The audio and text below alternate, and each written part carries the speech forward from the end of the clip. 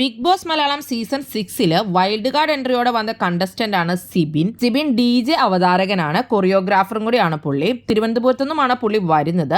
Asianet dance reality ഷോയിലൊക്കെ ഉണ്ടായിരുന്നു. അതുപോലെ തന്നെ സ്റ്റാർട്ട് മ്യൂസിക് ആരാധ്യം പാടും എന്ന് പറയുന്നതിൽ DJ ആയിട്ടുണ്ടായിരുന്നു. ഒരു ഫൺ ആയിട്ടുള്ള ഒരു പോസിറ്റീവ് വൈബ്സ് ഒക്കെ ആയിട്ടുള്ള ഒരാളായിട്ടാണ് നമുക്ക് തോന്നുന്നത്. ലാലേട്ടൻ കൊടുത്ത ടാസ്ക് ഒക്കെ ഭയങ്കര ഫണ്ണായിട്ട് തന്നെയായിരുന്നു പുള്ളി അവിടെ ചെയ്തിട്ടുണ്ടായിരുന്നത്. ആരെയാണ് സപ്പോർട്ട് ചെയ്യുന്നതെന്നും ഇഷ്ടമുള്ളതെന്നും ചോദിച്ചു കഴിഞ്ഞപ്പോൾ അപ്സരേനെയാണെന്നും പുള്ളിക്കാരി ഒരു സ്ട്രോങ്ങസ്റ്റ് ജെനുവിൻ ആയിട്ടുള്ള ആളാണെന്നുമാണ് പുള്ളിക്കാരൻ പറഞ്ഞത്. ടാർഗറ്റ് ചെയ്യുന്നത് ജാസ്മിനെയും ഗബ്രീനെയും ഋഷിനെയും അൻസിബേനെയും ആണെന്നും പുള്ളിക്കാരൻ പറയുകയുണ്ടായി. ജാസ്മിനെ ബേസിക് ആയിട്ട് ഒരു ഗ്രൂപ്പിലുള്ള മാനേഴ്സ് പോലും ഇല്ല എന്നുള്ളതാണ് പുള്ളിക്കാരൻ പറഞ്ഞത്.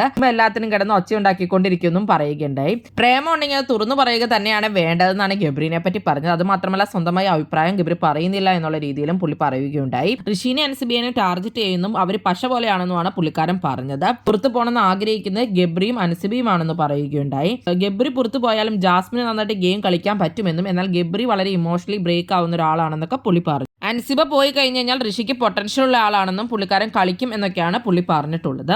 കാര്യങ്ങളൊക്കെ ഫണ്ണായിട്ട് പ്രസന്റ് ചെയ്ത് പറയാൻ കഴിവുള്ള ഒരാളായിട്ടാണ് സിബിനെ പറ്റി തോന്നുന്നത്. എന്തായാലും നമുക്ക് നോക്കാം. എന്താണ് നിങ്ങൾക്ക് സിബിനെ പറ്റിയുള്ള അഭിപ്രായം? പുള്ളിക്കാരൻ അനലൈസ് ചെയ്തതൊക്കെ ശരിയാണോ?